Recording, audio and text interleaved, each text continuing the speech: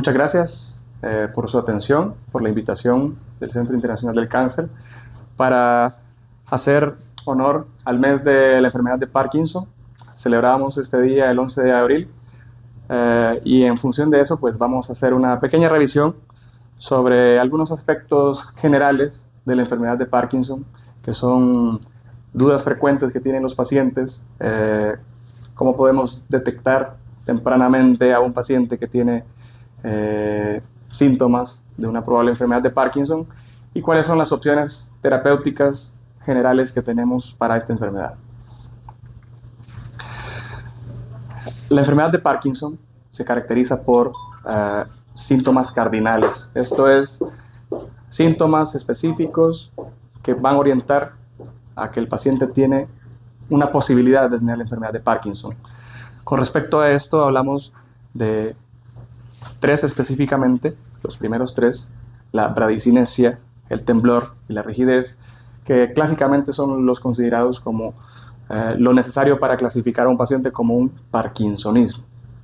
Dicho sea de paso, aquellos que no están muy familiarizados con la terminología, cuando nosotros le decimos a un paciente que tiene un parkinsonismo, no le estamos dando un diagnóstico, ¿sí? Prácticamente le estamos diciendo que presenta bradicinesia, que es una lentitud en el movimiento y que puede estar relacionado o no con temblor o rigidez. Entonces, al decir parkinsonismo es como que le digamos a un paciente que tiene fiebre, no le estamos dando un diagnóstico específico, ¿sí? Porque hay muchas enfermedades que causan fiebre, de igual forma hay muchas enfermedades que causan parkinsonismos, siendo la enfermedad de Parkinson el parkinsonismo más frecuente. Entonces, cumpliendo los criterios de parkinsonismo, y tenemos el último, que es la alteración de los reflejos posturales, que en algunas clasificaciones se puede utilizar como uno de los criterios. Vamos a desglosarlos cada uno de ellos para que sepamos de qué estamos hablando. Entonces, la bradicinesia, ¿sí? Quizás es el síntoma más importante de esta categoría, pero quizás es el menos reconocido, ya que la mayoría de pacientes lo que conocen es que el Parkinson da temblor, lo cual en muchos de los casos es cierto, pero tenemos un dicho que no todo lo que tiembla es Parkinson, y en ese sentido pues vamos a aclarar cuáles son aquellos pacientes que presentan temblor y cómo tiene que ser un temblor para que sospechemos que tenemos una enfermedad de Parkinson. Entonces, la bradicinesia, ¿en qué va a consistir? Esta consiste en una lentitud generalizada en la ejecución del movimiento, pero no solamente la lentitud, ¿sí? Hablamos de una lentitud progresiva con los movimientos repetitivos. Esto es que a medida el paciente trata de moverse más, sus movimientos se vuelven más lentos y más pequeños. Entonces, acá vemos que uno de los aspectos de la bradicinesia es la reducción de la amplitud de los movimientos. Cuando examinamos un paciente, usualmente le pedimos que haga un movimiento de pinza con sus dedos, y en el paciente con enfermedad de Parkinson o en un parkinsonismo, vemos que sus movimientos cada vez se vuelven más lentos y más pequeños. Entonces, eso es una de las formas que nosotros tenemos para identificar la bradicinesia. Ahora, podemos tener otras manifestaciones propias de la lentitud y que nos van a sugerir que hay bradicinesia. El paciente empieza a parpadear cada vez menos, tiene una mirada como fija, el número de parpadeos es menor, tiene dificultad para hacer movimientos que necesitan mucha habilidad, como abrocharse los botones de una camisa o incluso cepillarse los dientes, porque el movimiento repetitivo hace que tenga dificultades para esto. La escritura también se modifica. A medida el paciente continúa escribiendo y escribiendo, pues su letra se va haciendo más pequeña hasta que se vuelve ilegible. Entonces, mencionamos que puede acompañarse de hipocinesia o acinesia, y esto es en etapas un poco más avanzadas de la enfermedad, en las cuales la disminución del movimiento se vuelve una ausencia de movimiento. Son aquellos pacientes que los vemos y no se puede mover, está congelado, está como que es una estatua. Entonces, este sería el síntoma más importante para definir o para sospechar que un paciente tiene enfermedad de Parkinson. ¿Cuáles son Otras de las manifestaciones más frecuentes, lo mencionábamos, los cambios en expresión facial. Es un paciente que pareciera que tiene una inexpresión, lo que nosotros le llamamos como una facies de póker. O sea, que el paciente que no tiene expresiones visibles, puede estar alegre, puede estar enojado, pero su cara permanece invariable. La disminución del parpadeo que mencionábamos, hay cambios en la voz, tanto en el volumen como en la prosodia, que vendría siendo la forma en cómo nosotros entonamos las palabras. Entonces, pareciera que el paciente habla de forma monótona, su voz se vuelve de menor volumen. Hay un aumento de la salivación, a lo que conocemos como cialorrea, y esto ocurre porque hay una disminución de la deglución automática. El paciente traga menos porque está muy lento, entonces empieza a salivar. También, como mencionábamos, hay problemas para tragar, que lo conocemos como disfagia. En las extremidades hablábamos de la escritura, que se vuelve pequeña. Hay una disminución del braceo al momento de caminar. Naturalmente los seres humanos balanceamos nuestros brazos cuando caminamos de forma automática. El paciente tiende a tener sus brazos casi que pegados a los costados cuando camina, y esto pues, nos hace sospechar de que hay un proceso de bradicinesia. También las posturas cambian, ¿sí? Se vuelven un tanto encorvadas y las manos en una posición fija. Y en las extremidades inferiores, pues los pasos se vuelven cortos. La queja usual es que se tarda más en caminar, o los familiares cuando van caminando a la par de él lo dejan.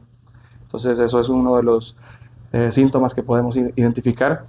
Hay dificultad para moverse en la cama y dificultad para levantarse de un sillón que está muy bajo. Luego tenemos el temblor. Como mencionábamos, no todos los pacientes con enfermedad de Parkinson van a presentar temblor, pero sí es uno de los síntomas más frecuentes y uno de los más reconocidos por casi todo el mundo. Pero este temblor tiene unas características específicas que nos van a ayudar a diferenciarlo de otros tipos de temblor. Mencionamos que es un temblor en reposo. ¿Qué consideramos como reposo?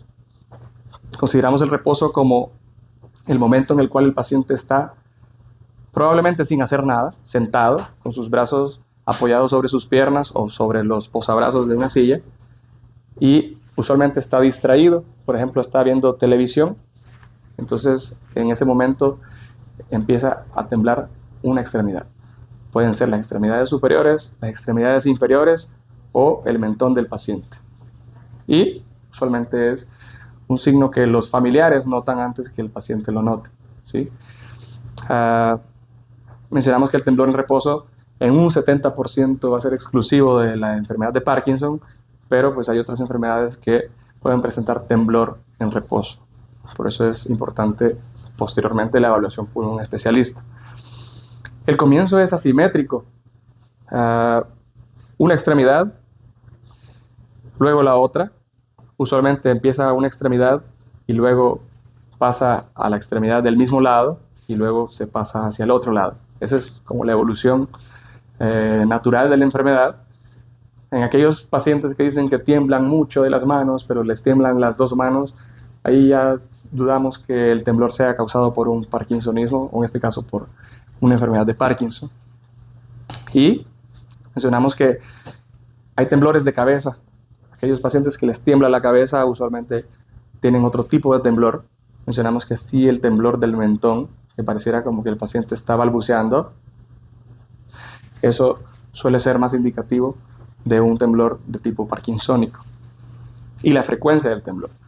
Hablamos de que hay temblores muy rápidos, pacientes que mueven las manos muy rápidos. Y en el caso del paciente con enfermedad de Parkinson hablamos de una frecuencia muy baja, pero tiene también algunas características, y que es en cuentamonedas. Hablamos de un movimiento como que el paciente estuviera contando centavos, ¿sí? Pareciera que mueve su pulgar y su índice, y ese es como el movimiento más característico. Puede haber un temblor de la mano, pero usualmente tiene que mantener la misma frecuencia. Y mencionamos, si es del brazo, pues es pronosupinación, es como un giro, ¿sí? Que puede o no observarse. cuando el paciente está caminando. Disminuye o desaparece con posturas antigravitatorias o al hacer actividades. Por eso lo describimos como un temblor de reposo.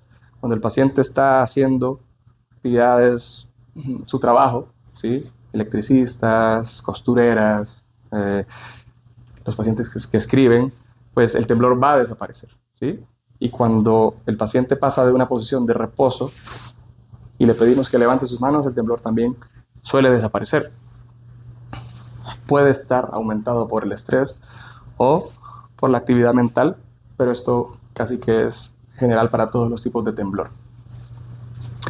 Y lo que mencionábamos, aumenta con la marcha. Cuando el paciente está caminando, nosotros lo observamos y vemos que puede ser el único momento en el cual se le observa el temblor. Camina y su mano empieza a temblar, o cuando le pedimos que haga algo con la mano contralateral. Entonces, ese es el temblor.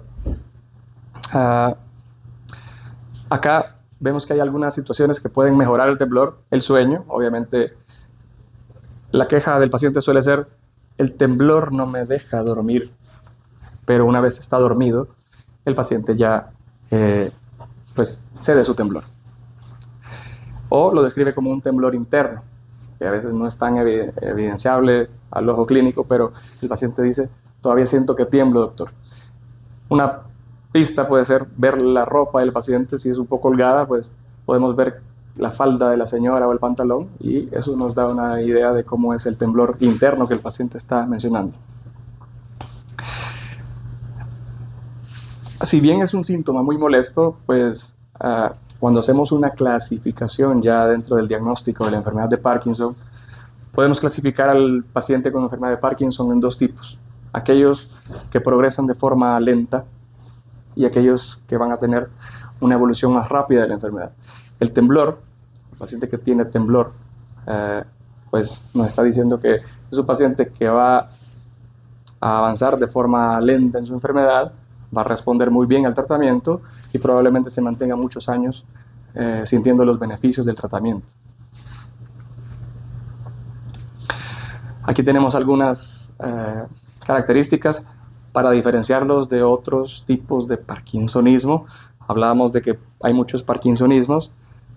El inicio de la enfermedad usualmente es asimétrico en la enfermedad de Parkinson. En los otros parkinsonismos suele ser en todo el cuerpo de una sola vez. Desaparece con los movimientos voluntarios, el temblor. Y en los otros, pues, usualmente puede estar o no presente, usualmente está ausente. Y si tenemos un paciente con un parkinsonismo que no tiembla, pues tenemos que evaluarlo un poco mejor para descartar que no sea otro tipo de parkinsonismo. La pronosupinación que mencionábamos, el aumento con el estrés, el aumento con la marcha. Y en el otro, pues, está más asociado con otros tipos de actividad, ¿sí? Específicas, como alcanzar un objeto, utilizar una herramienta, que eso pues nos aleja del diagnóstico. Luego tenemos la rigidez. Mencionábamos que es lentitud más rigidez, que no son sinónimos. En este caso, la rigidez habla de un aumento del tono de los músculos que hace que el paciente tenga dificultad para moverse. Una cosa es moverse lento y otra cosa es tener dificultad para moverse. Entonces, hablamos de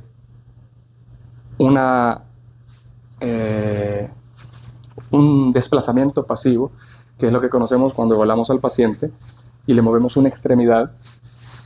Se puede sentir la resistencia que hace esa extremidad sobre la fuerza del evaluador. Usualmente tiende a ser uniforme. Eso significa que se presenta en todo el rango del movimiento. Esto es algo que más se siente de lo que se ve, pero el paciente lo puede manifestar como dificultad para elevar las extremidades, dolor en algunas partes, principalmente en los hombros, que es algo bien frecuente, que el paciente se queje mucho de dolor de hombros. Se ha evaluado por otros especialistas de articulaciones, incluso algunos que terminan operados, y el problema no resuelve. Entonces, eso suele ser una de las manifestaciones tempranas, ¿sí? Mucho más si no hay datos de un trauma o de algún esfuerzo físico que haya generado el dolor en la articulación. Lo describimos como un tubo de plomo, y esto es porque el tubo de plomo hasta cierto punto es maleable, pero sí requiere cierto grado de fuerza para poderse movilizar. Y hay un fenómeno bastante frecuente y bien descrito desde hace mucho tiempo, que es el fenómeno de la rueda dentada, que esto pues es una mezcla entre la rigidez y el temblor subyacente del paciente. Entonces, cuando nosotros tratamos de estirar la extremidad del paciente, ¿sí?, sentimos una rigidez fraccionada, ¿sí?, que es como que estuviéramos haciéndolo por etapas, y eso es la mezcla del temblor del paciente junto con su propia rigidez. Y es uno de los signos característicos de la enfermedad de Parkinson, porque hablamos que el temblor es uno de sus síntomas más frecuentes. ¿Cuáles son las áreas más frecuentemente afectadas por la rigidez? Pues el cuello. Obviamente el paciente tiende a adoptar posturas rígidas, que es lo que le describimos al paciente. Los hombros, que ya lo mencionamos, y la cadera, que también hace que pierda su centro de balance porque no tiene la flexibilidad para movilizarse de manera adecuada. En las extremidades, pues las muñecas, hay dificultad para la flexoextensión de las muñecas, las rodillas y los tobillos, ¿sí? Esto hace que el paciente hasta cierto punto camine como que es un robot. Hablamos que esta rigidez afecta más que todos los músculos flexores. Entonces, si hiciéramos una representación de cuáles son los músculos flexores, pues serían los músculos que hacen que los brazos se hagan cortos, que hacen que las piernas se hagan cortas y hacen que el tronco se haga hacia adelante. Todas esas son posturas de flexión y es lo que al final podemos observar como un paciente con enfermedad de Parkinson. Ya vamos a ver una imagen de un paciente con esas características. Y como todo, pues siempre es un inicio unilateral y luego pues esto tiende a volverse generalizado. Acá tenemos dos pacientes con enfermedad de Parkinson y vemos la postura que acabamos de representar. Vemos sus brazos flexionados, las manos en una postura fija, sus rodillas flexionadas y el paciente tirado hacia adelante como si lo estuvieran empujando. Y cuando el paciente adopta estas posturas, pues puede generar mucho malestar. Es uno de los síntomas que cuando el paciente ya avanzó en la enfermedad tiende a dificultarle más su movilidad, y cuando está sin el efecto de los medicamentos, pues tiende a generarle dolor. Puede ser muy molesto para el paciente. Lo que mencionábamos, la mano estriatal, que es esta postura, que pareciera que el paciente está sujetando algo en todo momento, pero pues es una manifestación de la neurodegeneración o del daño cerebral que está teniendo el paciente. Otras deformidades u otras formas de rigidez o de posturas que puede adoptar el paciente es una flexión extrema del cuello, que es lo que mencionábamos, esto, la flexión del tronco, que es esta postura que tenía el paciente que vimos, que es como que estuviera muy, muy encorvado, o un síndrome de Pisa, que es cuando el paciente está encorvado pero hacia un lado. Entonces lo describimos como una torre de Pisa. Y teníamos una cuarta categoría que no es exclusiva y no hasta cierto punto forma parte para hacer diagnóstico, pero es importante porque en la mayoría de pacientes está presente. Hablamos de la alteración de los reflejos posturales y esto se traduce esencialmente en una facilidad o una tendencia para caerse. ¿Qué tanta habilidad tiene el paciente para evitar sus propias caídas? Entonces, antes se utilizaba, eso hacía que algunos pacientes que no lo presentaban pues quedaban excluidos del diagnóstico, pero ahora lo podemos mencionar de forma histórica y vemos que principalmente se pierde el reflejo de estiramiento. Esto es aquellos reflejos que nos mantienen nuestra postura erguida. Entonces el paciente, a medida avanza, pues si cambia su postura, pues también cambia su centro de gravedad. Y esto hace que le predisponga a caídas, ¿sí? Tenemos algunas estrategias para examinar al paciente, que es esta estrategia del pull test lo que hacemos es que le pegamos un jalón, así como lo decimos coloquialmente, desde los hombros hacia atrás, y vemos qué tan capaz es el paciente de utilizar sus propios reflejos para detener la caída. Cuando la enfermedad ha avanzado mucho, el paciente ya no es capaz de activar estos reflejos y tiende a caerse en bloque hacia atrás. Vamos a ver un ejemplo de esta maniobra un poco más adelante. Y lo que mencionábamos hace que el paciente se mueva en bloque, y toda esta conjunción de estos síntomas hace que aparezca uno de los signos más frecuentemente descritos de estos pacientes, que es la marcha.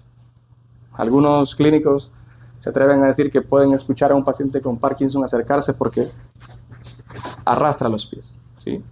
Pero de igual forma, mientras el paciente trata de avanzar rápido, su centro de gravedad se va hacia adelante, ya que la postura no corresponde con la extensión de sus pasos. Esto hace que cuando avanza, trata de alcanzar su centro de gravedad y da pasos cortos, que es lo que llamamos una marcha festinante, y que los puede predisponer a muchas caídas. Entonces acá tenemos el ejemplo de un paciente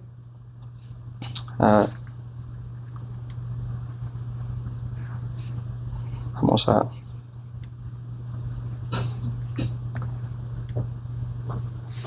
creo que tiene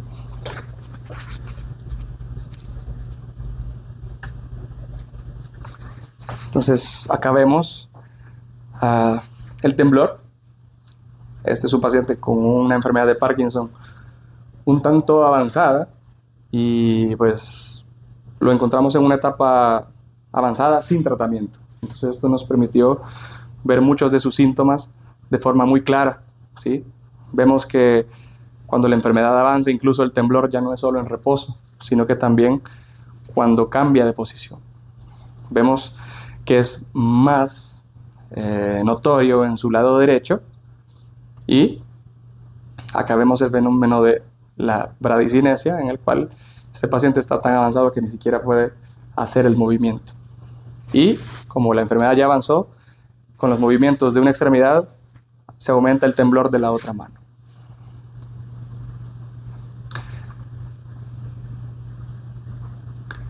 Y vemos que cuando hace una actividad con su mano contralateral, se aumenta el temblor de manera muy notoria, ¿sí? Vemos que hay dificultad para la extensión, y mientras más veces lo hace, más difícil es para el paciente, ¿sí? Vemos que se vuelve más lento. Acá de igual forma. Y vemos que en este paciente pues está más afectado el lado derecho que el lado izquierdo. Probablemente sea ahí donde empezó la enfermedad. Entonces, continuando con la evaluación del paciente, le pedimos que se ponga de pie. Vemos que tiene mucha dificultad para ponerse de pie. Esto es parte de la rigidez que presenta en sus extremidades inferiores. Tratamos de que lo haga al principio sin ayuda, y luego le permitimos al paciente que lo haga como él lo hace usualmente. Y vemos que utiliza una ayuda, ¿sí?, de sus miembros superiores para poder ponerse de pie. Ahora le pedimos al paciente que camine, y acá vemos sus pasos cortos. Vemos que son pasos que no tienen la longitud normal de una marcha sin esta alteración. Y vemos que mientras trata de caminar, pues su temblor aumenta, que era una de las características que mencionábamos al principio. Vemos que avanza el paciente, avanza, y ocurre otro fenómeno, que es que gira en pasos, ¿sí? Vemos que dio entre 4 o 5 pasos para poder lograr hacer su giro. Es otra de las características de la lentitud y la rigidez del paciente. Y vemos cómo aumenta su temblor a medida avanza. Acá le pedimos al paciente que haga una prueba de balance de los síntomas motores. Y entonces acá vemos que la bradicinesia, la rigidez, el temblor y el imbalance postural son solo la punta del iceberg. La enfermedad de Parkinson tiene muchos más síntomas, a los cuales los describimos como síntomas no motores, y pueden variar en casi todos los sistemas. De los más frecuentes y los que son como marcadores tempranos de la enfermedad o que nos hacen sospechar de que alguien en algún momento presentó esos síntomas como parte de la enfermedad son el estreñimiento, la pérdida del olfato, ¿sí? Y depresiones de inicio tardío en la vida. De ahí tenemos otros síntomas como la fatiga, el insomnio, las náuseas, el vómito, los cambios de la potencia sexual, disminución de la voluntad para hacer las cosas, ansiedad, movimientos de las extremidades o actuares anormales mientras el paciente está dormido. Entonces, todos estos síntomas podrían estar presentes en un paciente en un dado momento y podrían ser síntomas que precedan a los síntomas motores. Entonces, ¿cómo hacemos el diagnóstico? Al final, pues, decimos que es una enfermedad con diagnóstico clínico y lo hacemos en función de los primeros síntomas que mencionamos. Sin embargo, las manifestaciones no motoras, como mencionamos, pueden ser años antes de la presentación de los síntomas motores. Y entonces acá vemos que la bradicinesia, la rigidez, el temblor y el imbalance postural son solo la punta del iceberg. La enfermedad de Parkinson tiene muchos más síntomas, a los cuales los describimos como síntomas no motores, y pueden variar en casi todos los sistemas. De los más frecuentes y los que son como marcadores tempranos de la enfermedad o que nos hacen sospechar de que alguien en algún momento presentó esos síntomas como parte de la enfermedad son el estreñimiento, la pérdida del olfato, ¿sí? Y depresiones de inicio tardío en la vida. De ahí tenemos otros síntomas como la fatiga, el insomnio, las náuseas, el vómito, los cambios de la potencia sexual, disminución de la voluntad para hacer las cosas, ansiedad, movimientos de las extremidades o actuares anormales mientras el paciente está dormido. Entonces, todos estos síntomas podrían estar presentes en un paciente en un dado momento y podrían ser síntomas que precedan a los síntomas motores. Entonces, ¿cómo hacemos el diagnóstico? Al final, pues, decimos que es una enfermedad con diagnóstico clínico y lo hacemos en función de los primeros síntomas que mencionamos. Sin embargo, las manifestaciones no motoras, como mencionamos, pueden estar presentes mucho tiempo antes e incluso ser mucho más molestas que los mismos síntomas motores.